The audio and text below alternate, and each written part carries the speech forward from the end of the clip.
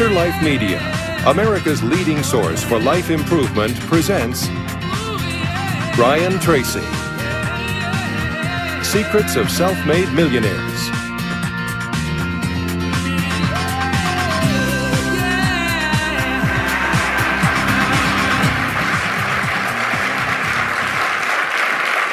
Thank you. Thank you. Thank you for being here. I have some good news for you. More people are going to make more money in the next few years than have been made in all of human history. In the year 1900, there were 5,000 millionaires in America.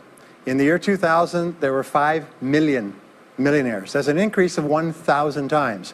Now, there was a leveling off in 2001, 2002. In the last 2 years, the number of millionaires has jumped 33%. It's jumped to 8.2 million millionaires in America, and virtually all of them are self-made, which means they started without a pot to you-know-what in or a window to throw it out of. And they've made it in one generation. When we look at the wealthiest people in America today, Warren Buffett, Michael Dell, of course, Bill Gates, Paul Allen, and the Walton family, all first-generation multi-billionaires. We have a $12 trillion economy today that is growing at the rate of $500 to $600 billion a year, and all that money is going through somebody's fingers, and your job is to make sure it goes through yours and some of it sticks. Is that a good goal for today? And my job is to show you how to do it. The good news is that all the answers have been found. Self-made millionaires have been studied exhaustively. They've been analyzed. They've been interviewed by the hundreds of thousands and millions. And what we know is exactly who they are and what they do and how they think and how they tick and the decisions they make and the things that they do and they don't do. And the wonderful thing is this: if you do what other successful people do, you eventually get the same result that they do. Now, some people say, well, I started off without any money and I don't have any money now. Well, join the crowd. Nobody's got any money. Most people are broke up until their 40s and 50s. So if you're broke today, you're just one of the gang. The only question is, do you stay there? And the answer is no. Now, when I started off in this many years ago, I came from very poor beginnings. I did not graduate from high school. I finished in the half of the class that makes the top half possible. When I left school, I dropped out of high school. I could only get laboring jobs. I was told, by the way, if you don't get a good education, you won't do well in life. Don't get good grades, you won't get a good job. Don't go to college, you won't do well, and so on. And I believed that for a long time until I found there's hundreds of thousands, millions of people who dropped out of high school who went on to become millionaires and billionaires as well. The reason I say that to you, by the way, is don't let it hold you back. Don't let any experience that you've ever had in your life act as a brake on your potential, because there's hundreds of thousands of people who've had it worse than you could ever dream of, who've gone on to accomplish wonderful things. So, I worked at laboring jobs for several years. I worked in construction. I worked on farms and ranches. I worked in factories putting nuts on bolts hour after hour. And one day, in a state of frustration, I began asking this question: why is it that some people are more successful than others? Now, in the Bible, there's the line that says, "Seek and ye shall find, for all who seek findeth. Ask and the door will be open." So I began asking other successful people, what are you doing differently from me? And they told me, and I did it, and I got better results. I got into sales when I could no longer get a laboring job, like many of you. And in sales, I noticed that one of the guys in my company was making 10 times as much as anybody else, and he was selling the same product out of the same office at the same price to the same people under the same conditions, and he was making 10 times as much as anybody else. So I went and asked him, what are you doing differently from me? And he told me, and I did it. Now, what I discovered, which changed my life and which brought us here today, is I discovered the law of cause and effect. The law of cause and effect, sowing and reaping, action and reaction, is the great universal or iron law of the universe. What it says is that everything happens for a reason, is that there are no causeless effects, is that even if we don't know what is causing the effect, we trace it back. It's the basis of the scientific process, of all medical research, of all marketing, of all business, is if you can define an effect that you want, you can trace it back and find somebody who at one time did not have that effect, and then find out what they did, and then do the same things, and you eventually get the same results. We say that success is not an accident. Failure is not an accident. Success leaves tracks. So if you just follow the tracks of other successful people, no matter where you're starting from, you eventually get to the same place that they get. Well, this was a shocker for me, because, and I learned later in psychology, by the way, that one of the two most important things we need to have to be happy and healthy is a sense of control, a feeling that we are in control of our lives, that things are happening for a reason, and a sense of coherence. a feeling that things fit together. Well, when I realized the law of cause and effect explained everything, I thought, wow. So in sales, I went to the top of my sales force. I read and I learned, attended courses, and especially I applied what I learned. And then when I got into sales management, I again read the books and took the courses and asked for advice. And when I got into real estate and importation and development and manufacturing and distribution and a whole series of businesses over the years, the first thing I did is I asked, how does it work? How do people succeed in this field? And then I buried myself and immersed myself. I spent hours and hours and hours studying, and then I did what the most successful people did. Interesting point. We say that nature is neutral. In other words, nature doesn't care who you are. It doesn't care if you're tall or short or male or female or black or white, educated or uneducated. Nature doesn't care. All that nature cares is that you do what successful people do. It's like making a recipe. Nature doesn't care if you follow a recipe. If you follow the recipe exactly, you get the dish. Nature doesn't care who's doing it. And that's the wonderful thing about our society. It's basically like justice. It's blind, is nature doesn't care. In fact, there are a lot of people who are not as smart and not as talented as you who are doing vastly better than you, not because they're better, but because they're just following proven success methods. There's nothing that will make you madder than to see somebody who's dumber than you, who's making more money than you, right? Have you had that experience? So what we do is we use proven success methods. We just find out what they are, and we do them over and over again. Quick point, nothing works the first time, okay? Please understand that. Nothing works the first time. What is the average number of times that a person tries with a new goal before they give up? Can you guess? Well, the average is less than 1, because most people give up before they try even once. They say, that's a great goal. I'd love to be financially independent, and then they give up. They don't even try. They say, but I couldn't because of this and because of that and so on. And then they move away to a wonderful place called Someday I'll. You ever heard of Someday I'll? Someday I'll start saving money. Someday I'll get out of debt. Someday I'll lose weight. Someday I'll start a business. Someday I'll get serious about my finances. And most people live on Someday I'll. Your job and my job is to vote yourself off the island, right? And we start taking control of our lives. Well, about some years ago, I was called by a major businessman, and he asked me if I would do a talk for his 800 entrepreneurs that own separate franchises within his organization on how to become a self-made millionaire. And I said, sure. When you're a young speaker, you agree to speak on any subject. Sure, I'll speak on that subject. Now, I was just like most people. When I was young, I wanted to be a millionaire by the time I was 30. And when I hit 30, I put it off to 35. And as I got to 35, you put it off to 40, and then you kind of just don't look at it anymore. You forget about it and feel the deck is stacked against you. Well, I was about 38, 39 when he called me up and asked me. I said, sure, no problem. And I said, now, what do I know about self-made millionaires? And this is a shocker. I didn't know anything. Oh, I knew that they had more than $1 million, but that's a real basic piece of knowledge, you know. So I started thinking, what do I know about them? So I began to study them. And that's when I found out that they've been studied so thoroughly, is we know everything there is to know about them. They are a source of incredible fascination. And there's 50 years of research. So I began to read the studies and find out where they came from and what they did and how they thought and where they started and the decisions they made and the kind of people they were. One of the things that I learned, by the way, is that becoming a self-made millionaire is not the important thing. What is really important is the person you have to become a self-made millionaire. You have to become a totally different human being. One of my friends says that in order to achieve something you've never achieved before, you have to become someone you've never been before. And it's a really important insight, is the qualities that you need to develop, qualities on the inside to become a self-made millionaire, are incredible qualities that make you a vastly better person. Not only better in terms of character, determination, discipline, decision-making, strength, and so on, but they make you a far better person. They round out your character in a far better way. So the real payoff of becoming wealthy is not because you can eat more, because how many more meals can you eat? How many more clothes can you wear? But it's the kind of person that you become, and then the kind of people that you associate, the kind of life that you have. And so the things that we're going to talk about now, and I know that you're some of the smartest people in our country, so I'm going to give you these ideas very quickly, like dealing cards. What I found in my research is that there's a series of qualities that self-made millionaires have. If you have these qualities, your success is virtually guaranteed. And if you don't have these qualities, the qualities are learnable. Point number one is that all business or sales skills are learnable.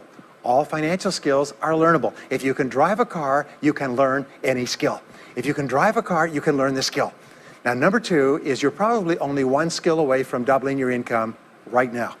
you're probably only one skill away from setting yourself on the road to becoming a self-made millionaire. That turns out to be the case for almost everyone.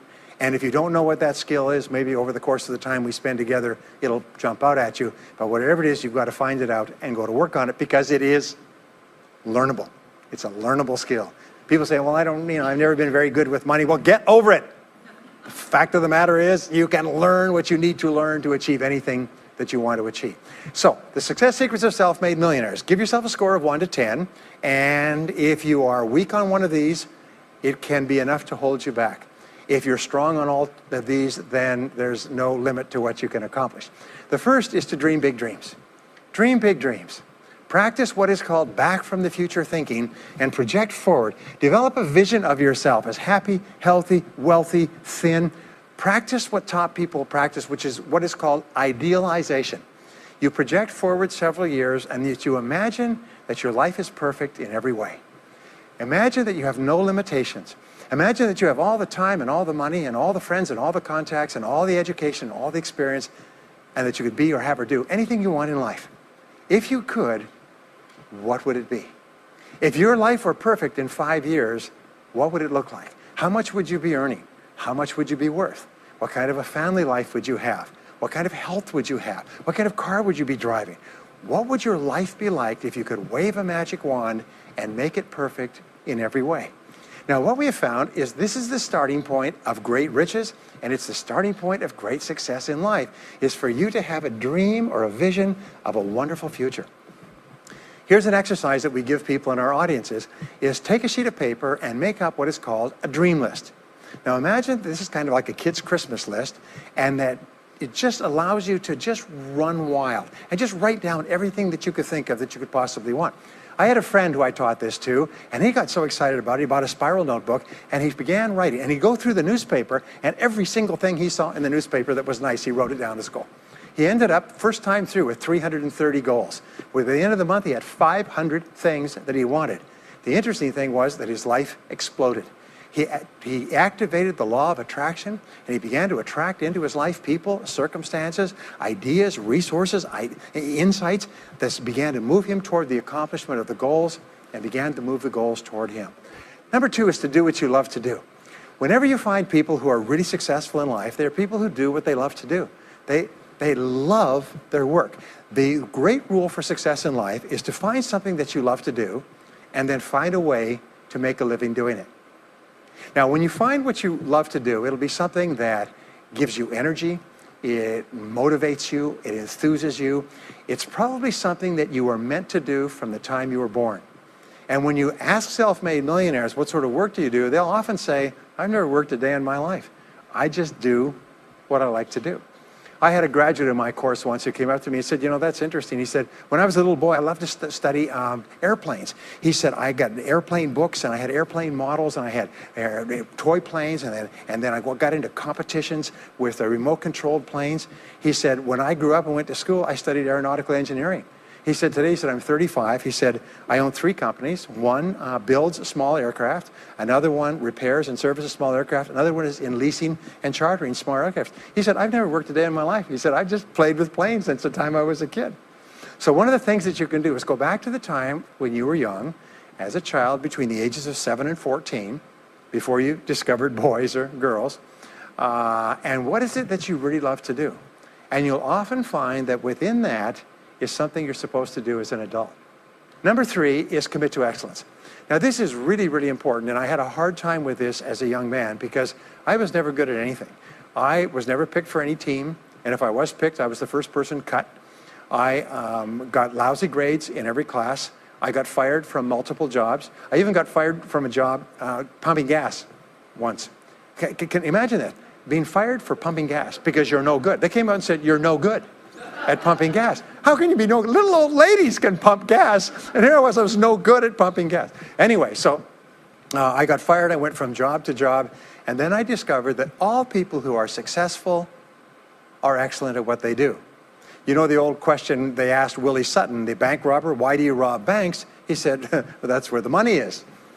Well, being in the top 10% is where the money is. So what you have to do is you have to pay any price and make any sacrifice to get into the top 10% in your field. Now, here's the good news. If you're doing what you love to do, you will want to be in the top 10% in your field. If you don't want to be excellent at what you're doing, it means you're in the wrong field. It just means that you're marking time, you're treading water. And there's a lot of people who are in their field and they do their job and they go home at night and don't think about their work and so on. And this kind of an attitude means that you have no future. You have a very shaky present. That crackling sound you hear is the ice breaking under your feet, okay? And you have no future, because if you're not doing what you love to do and throwing your whole heart into it, you're just marking time. But everybody is designed so that there is something that you love to do that you can do well. And the fact that you love it means that you probably have the ability to excel at it. So make this decision to get into the top 10%. And let me tell you what changed my life. Here I was struggling in my late 20s, and I learned this. It was a breakthrough thought. Is that everybody's in the top 10% started in the bottom 10%. Everybody who's doing well was once doing poorly. Everybody who is at the top of your field today was once not even in your field at all and didn't even know it existed. What that means is that if you're willing to pay the price and work hard and make the sacrifices, you can get into the top 10%. Now, how long does it take? It doesn't take a week or a month. Most people are really impatient. And to achieve mastery in your field takes 5 to 7 years. People say 5 to 7 years. Geez, I'll be 5 to 7 years older before I start enjoying the big rewards. Well, how much older will you be in 5 to 7 years anyway? Now, here's an important point. Are you ready? The time is going to pass anyway. The time is going to pass. 5 to 7 years from now, 5 to 7 years will have passed. The only question is, are you going to be at the top of your field, or you're still going to be down there with the mediocre 80%? And the wonderful thing is this is nobody's better than you, and nobody's smarter than you. If anybody else is at the top of their field, it means that you can be at the top of your field. Just go to them and find out how they got there, because they started at the bottom. Now, it may take longer for some people and less for others, but everybody who puts one foot in front of the other and keeps moving eventually gets there. And that's where all the rewards are. And not only that, that's where all the joy in life is. When you're really good at what you do, you feel wonderful about yourself. You're respected and esteemed by everybody around you. You can write your own ticket. You can open any door when you're good at what you do. Because you get up in the morning and you know you're good. And that is more important than the rewards that go with it.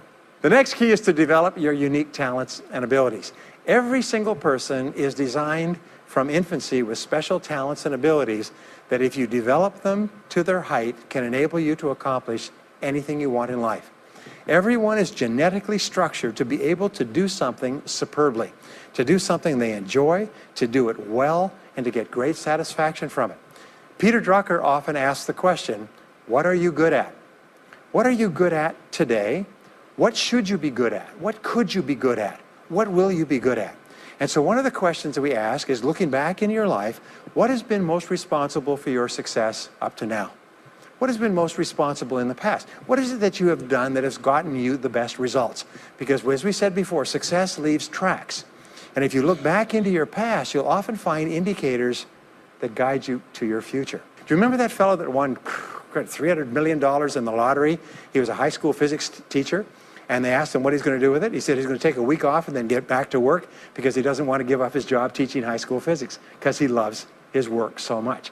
That is a person who's in the right place for him. And now he can just drive to it in a nicer car. Anyway, now the next key to becoming a self-made millionaire is to see yourself as self-employed. What we found is the top 3% of adults in our society see themselves as self-employed.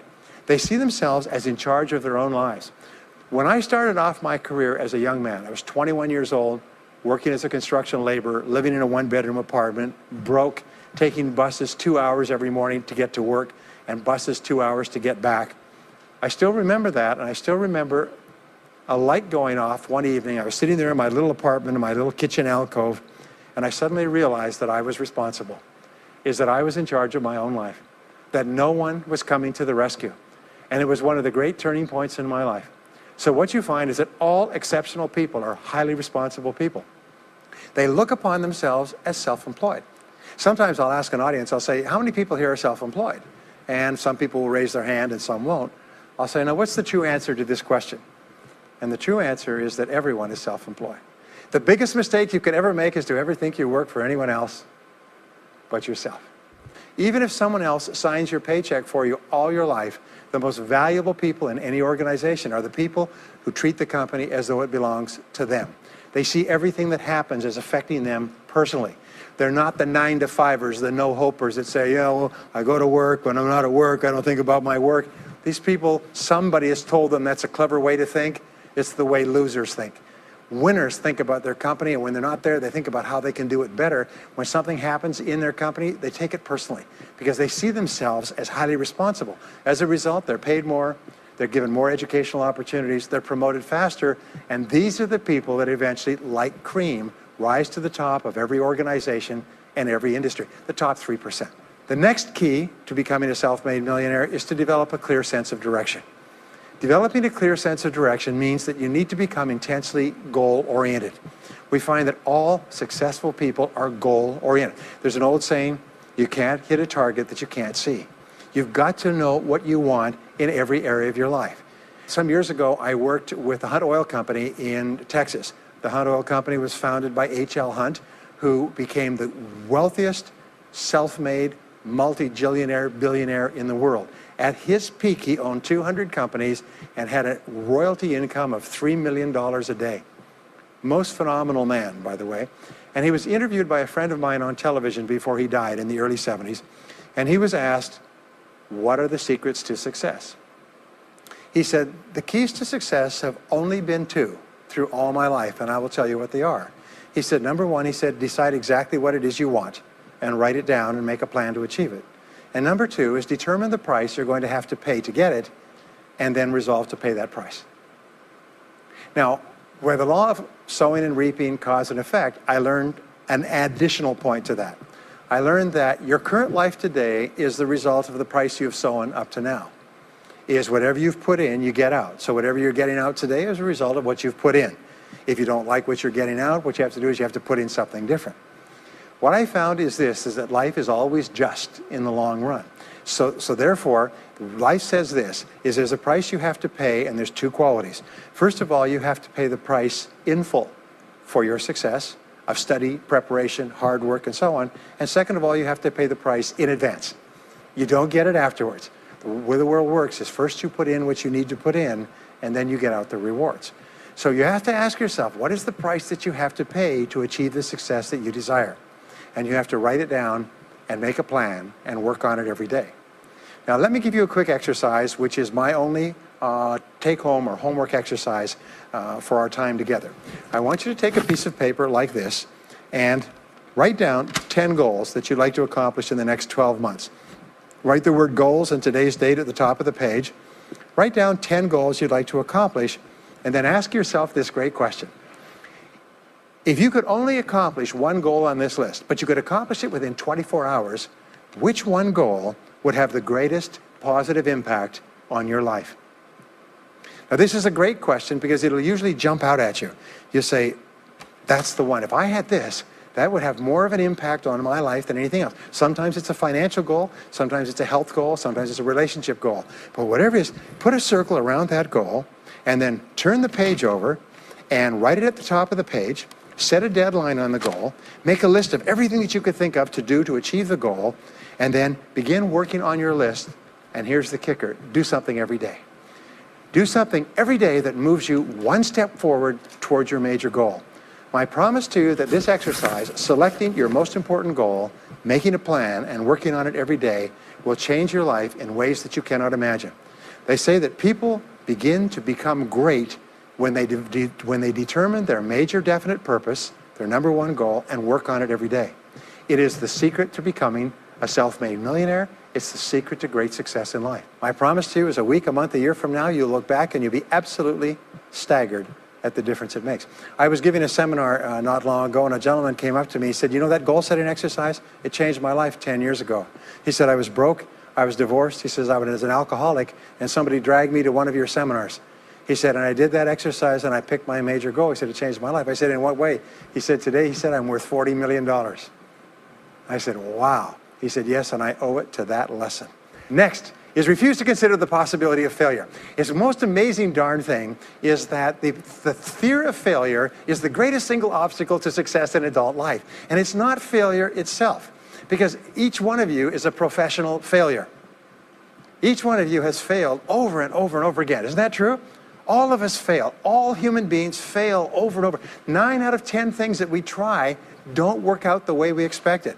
We have failures in relationships and in jobs and in careers and investments and everything. It's not the failure that holds you back. The failure makes you smarter. We say that it is the fear of failure, not failure, that holds you back. And the way that you overcome failure is you never consider the possibility of failure. The rule is this, is there's no such thing as failure, there's only feedback. Is when you try something that doesn't work, you get feedback, not failure. And recognize that most things you try aren't going to work the first few times. So what you do is you say, oh, that's an interesting bit of feedback. And you pick yourself up and you move forward and you have more feedback and you move forward. To become a self-made millionaire, you're going to fail over and over again, year after year after year. But your brain has a cybernetic mechanism, which means that every time you try something, you get feedback, which makes you smarter. And when you try something else, you get feedback, which makes you smarter. And eventually, you reach the point where you're too smart and you stop making mistakes. You start to do more and more things right and fewer things wrong. But you can't get there unless you have experienced the failures. Henry Ford once said that failure is merely an opportunity to more intelligently begin again. Now, let me pass on one great rule to you, which has been discovered in interviewing self-made millionaires. Self-made millionaires look into every failure for something good.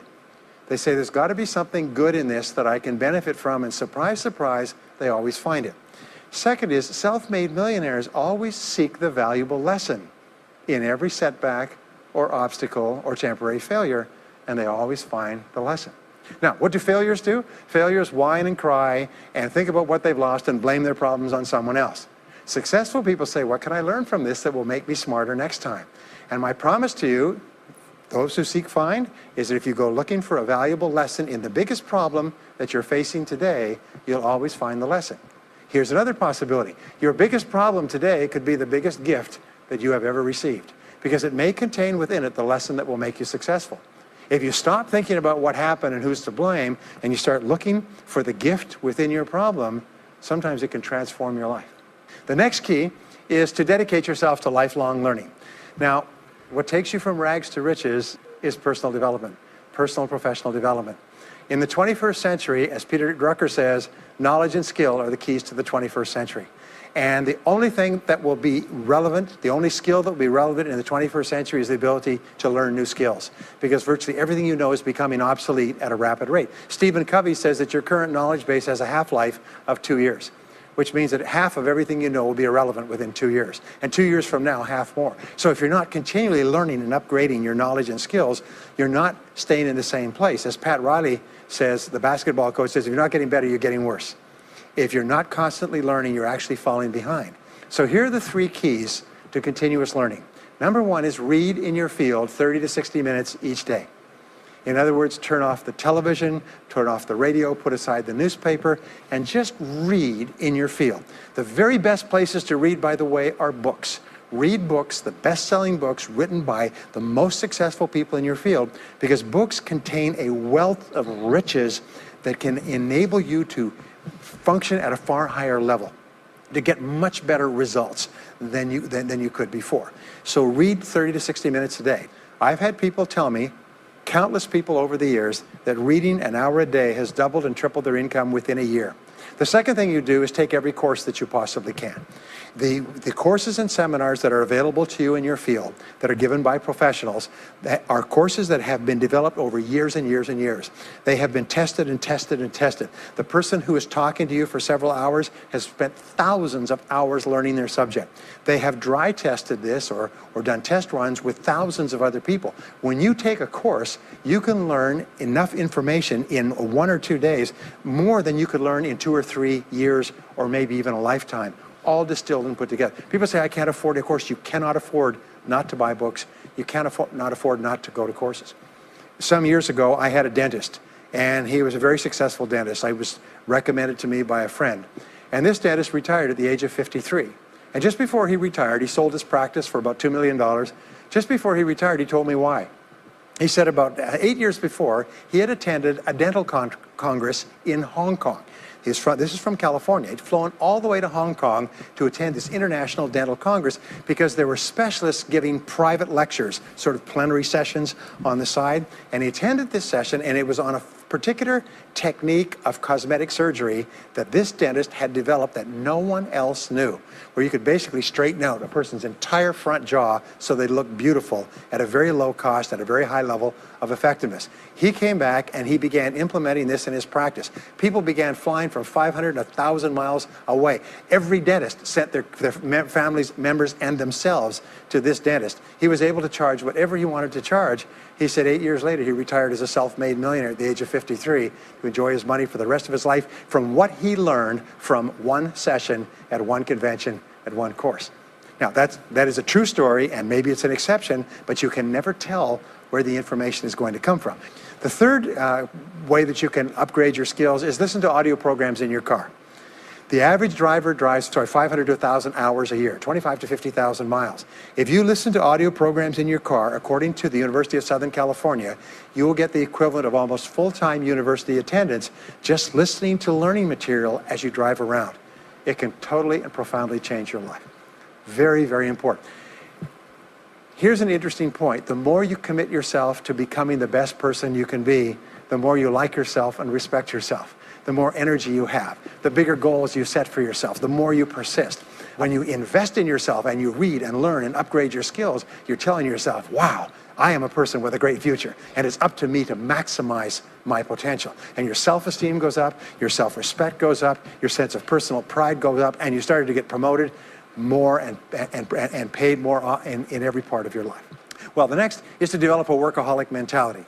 In our society today, you hear all these people talking about take it easy, have balance in your life, relax, lean back, have fun at work, happy, get along with your coworkers. This is loser talk. Loser, loser, loser. Now, there's a time in your life when you can back off, all right? You can take it easy. But that's when you've made it, not before you've made it. Because before you've made it, you're in a competition with hundreds of thousands of millions of other people, like at the Olympics, who also want to make it. And in order for you to win, you are going to have to work harder and work better and work smarter than they do. So the rule is to develop a workaholic mentality. What does this mean? It means that you start a little earlier, you work a little harder, and you stay a little later. Use what I call the 40-plus formula. The 40-plus formula says that working 40 hours a week gets you survival, and that's all. You work 40 hours a week, you survive. You make no progress. You don't go ahead. You just barely hang on. Every hour that you invest in your work or yourself over 40 is an investment in your future. So you can tell what your future is going to be with unerring accuracy by looking at how many hours over 40 you put in. Now, how many hours does the average self-made millionaire in America work until he passes the $1 million mark? 59. Some of them work 70, 80, 90. The average is 59 hours. How much does the average top executive work? 59 hours. So that's rule number one, is the hours you put in over 40. If people say, well, my office is locked and I can't get in more than 40 hours a week, then good. Then spend the rest of the time investing in yourself, getting better at your work when you do it. Now, here's my second principle, and this principle changes your life. It is this, is work all the time you work. When you work, work, don't play. Fully 50% of working time today is wasted. And it's wasted in idle conversation, personal business, family phone calls, surfing the internet, reading the newspaper, drinking coffee, long lunchtimes, coming in late and leaving early. And then the other 50%, you're scrambling because you're behind because you wasted so much time fooling around. Now you start to work and you don't work on high priority tasks. You try to get rid of all the little stuff. So what happens is the big tasks begin to build up like an avalanche overhang, and they cause enormous stress. And you go home at night and you're thinking about this job, I've got to get this project finished, but I can't discipline myself to stop talking to my coworkers. Every time one of them comes in, like automatic, like a conditioned response, it's blah, blah time. Chatter, chatter, chatter, chatter, chatter, chatter, chatter, chatter. No, what you have to do is work all the time you work. If someone comes in and says, hey, you've got a minute to talk, you say, yes, but not now. Why don't we talk after work? Meanwhile, I've got to get back to work. I'll tell you what, why don't you go down the hall and ruin his career? But don't stand here and ruin mine. It's really important. There's a great story of a little girl goes to her mother and says, Mommy, why is it Daddy always brings his briefcase home and he works in the evenings and he works on the weekends and he doesn't spend any time with the family? And she says, well, honey, you have to understand, Daddy can't get all his work done at work, so he has to bring it home. She said, why don't they put him in a slower class? Next key is to get around the right people. This is a key for becoming a self-made millionaire, is get around the right people. Dr. David McClellan at Harvard did studies for 25 years looking into why it is that some people succeeded greatly in life. What he found was as much as 99% of your success in life is going to be determined by what he called your reference group. Your reference group are the people with whom you habitually associate. They're the people that you associate with at work, the people you associate with home, your church, your political party, your social circle. What he found in working with people is that changing a person's reference group totally transformed the way they think. Why? It's because we are like chameleons, and we absorb through the skin the attitudes, the opinions, the behaviors, the style of dress, the style of speech of the people with whom we associate most of the time. If you start to associate with winners most of the time, you find that they have a totally different worldview. They're positive, they're upbeat, they're focused, they're learning, they're growing, they're positive of what they're doing, and you start to become like that. We know that our relationships determine 85% of our happiness or unhappiness in life. In other words, if you have bad relationships, personal relationships, they will drag you down worse than a sea anchor. If you work for a bad boss, it'll destroy all your joy in work. If you have one negative coworker, they found that one negative person in an office can cast a blackness over the whole office because of his or her negativity.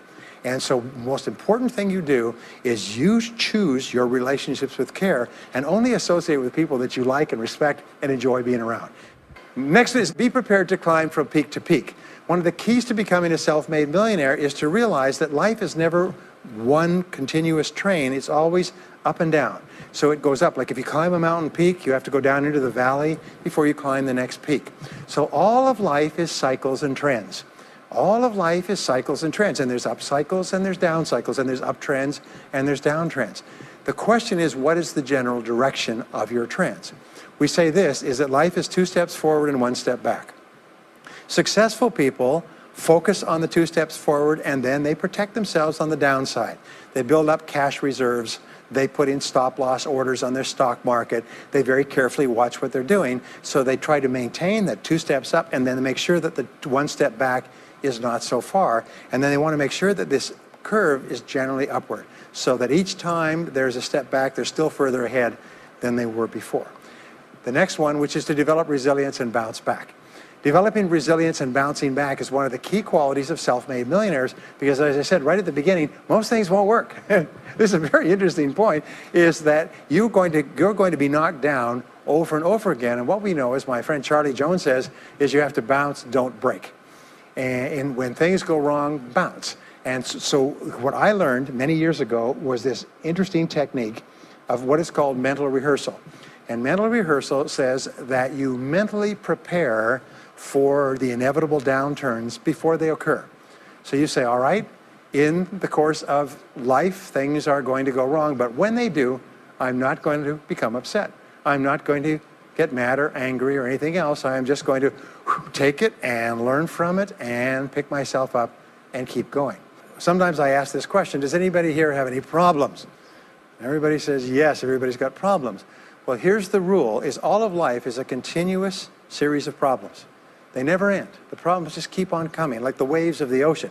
The only break in this unbroken series of problems will be the occasional crisis. So life will be problem, problem, problem, problem, problem, problem, crisis. Problem, problem, problem, problem, problem, crisis. It's like the waves of the ocean. 6 problems and a crisis. 6 problems and a crisis. Which means that everybody here is either in a crisis right now, has just gotten out of a crisis, or is just about to have a crisis.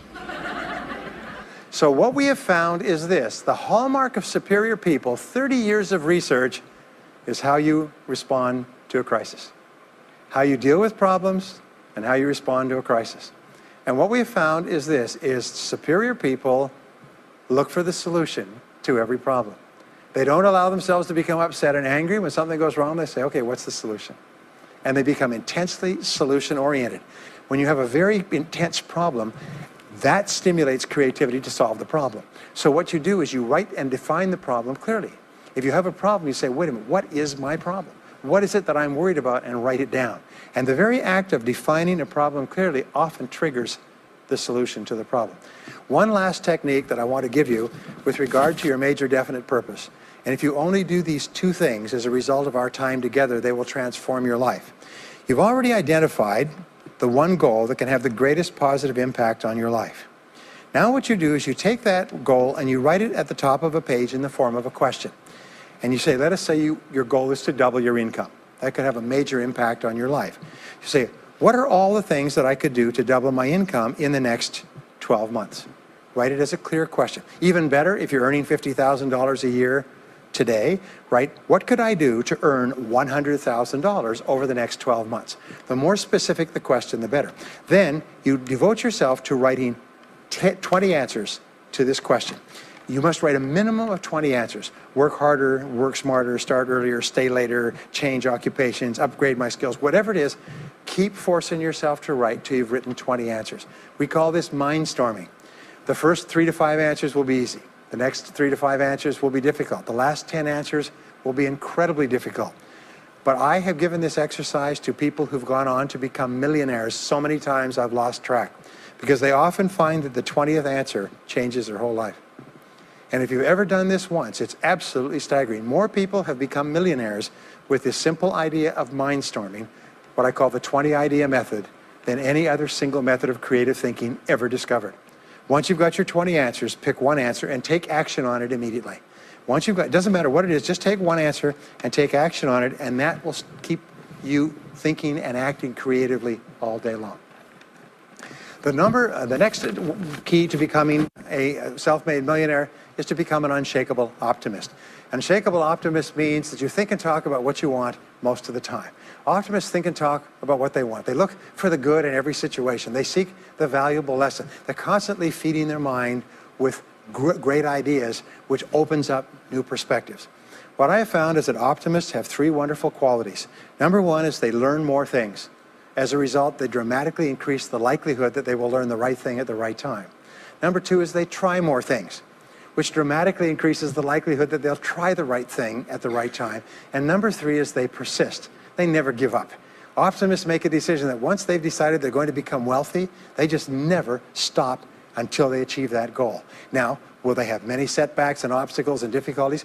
Do you know that almost everybody succeeds in a different direction from what they originally intended or from what they originally thought? But they just keep going. Almost like a football player running down the field, running, blocking, changing, moving back, forward, continually, but never loses sight of the goal. So optimists learn more things, try more things, and persist longer. I want to leave you with the last 2 qualities of self-made millionaires. Second to the last quality is that they develop the qualities of courage and persistence. I said before, the biggest single obstacle to success is the fear of failure. The antidote to the fear of failure is the habit of courage. And what we know is that you need 2 types of courage to succeed. The first type of courage is the courage to begin. It's the courage to launch with no guarantees of success. Someone once said that if all obstacles must first be removed, nothing will ever get done. So successful people are willing to think, plan, make decisions, and then take action with no guarantees. We say leap and the net will appear. Take action with no guarantees and then learn. The second part of courage is the courage to endure. It's the courage to persist. It's the courage to keep on keeping on. It's to make the decision in advance that you will never give up. No matter what happens, you will never give up. You will get knocked down over and over again, but you'll never give up. And the interesting thing is if you make that decision in advance, you'll find yourself continually bouncing back.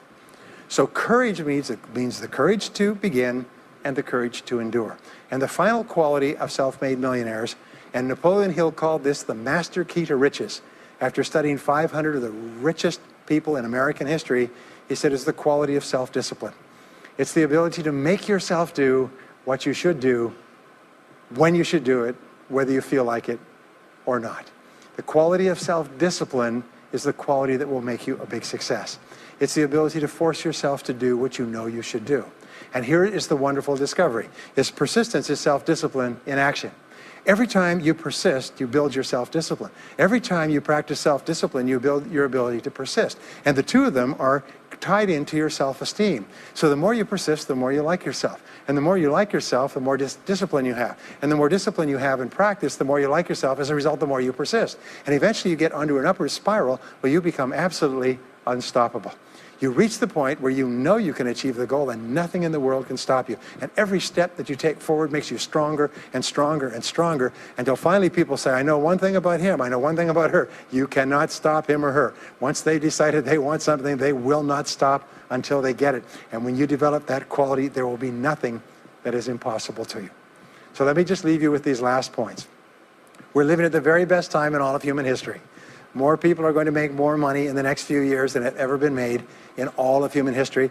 More people are going to become millionaires and are becoming millionaires today at a faster rate than we've ever thought possible. And no one is better than you and no one is smarter than you. And if you do what other self-made millionaires do, then nothing in the world can stop you from eventually getting the same results as other self-made millionaires. And I hope you do. Thank you very much.